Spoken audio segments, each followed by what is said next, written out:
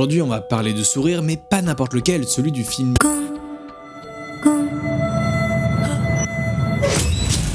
Car oui, j'ai été invité à l'avant-première de Smile 2 au Grand Rex, et c'est ma première invitation par un distributeur, alors je suis un tout petit peu content quand même. Je vous dirai ce que je pense du film, mais avant j'aimerais qu'on comprenne ce sourire-là, il nous fait flipper. Parfois il s'affiche en gros sur mon vidéoprojecteur, et je flippe, enfin ça m'angoisse quoi. Parce qu'en vrai, vous voyez des gens sourire toute la journée, que ça soit dans la rue, au travail, ça vous procure un sentiment positif normalement. Alors pourquoi tout d'un coup, au cinéma,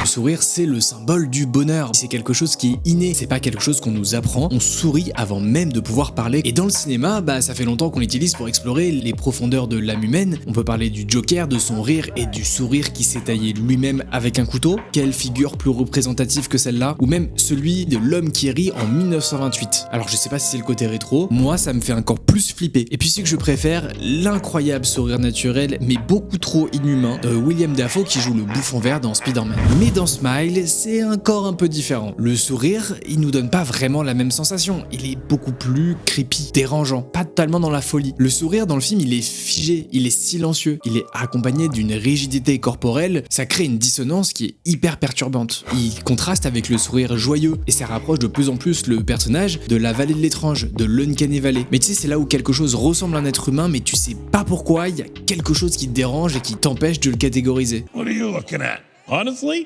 your weird dead eyes. They are weird. Et puis l'idée d'un sourire trop large, trop parfait, trop forcé, ça crée une peur sur le fait de perdre le contrôle sur son propre corps. Parce qu'on n'a pas l'impression que les victimes soient vraiment consentantes de sourire de cette façon, vu que le reste du corps n'est pas en adéquation avec ce que ça représente. On est très très loin de votre amoureux qui vous sourit avec les yeux, le corps et la bouche. Mais ce qui est chouette dans le film, c'est qu'il n'a pas cherché à exagérer les sourires avec du make-up ou avec des CGI. Ils ont surtout misé sur des questions de mise en scène, avec la dissonance des sourires, avec la lumière, la musique, la focale, tout ça ensemble pour créer cette atmosphère qui est inquiétante. Puis bien sûr, le démon qui se nourrit de traumatismes humains, quelque chose qui est je pense dans chacun de nous, on a tous subi des traumatismes, ça nous rapproche de nos propres faiblesses et du coup ça nous perturbe. Tout ne vient pas de l'image du sourire. Et tout ça combiné, on se retrouve juste avec un gimmick tout simple qui crée une peur assez intense chez l'humain. Et ça c'est assez fort je trouve quand même. Mais alors du coup, comment c'est utilisé dans Smile 2? Est-ce que le film il est chouette? Et je vais à l'avant-première et je reviens, je vous dis.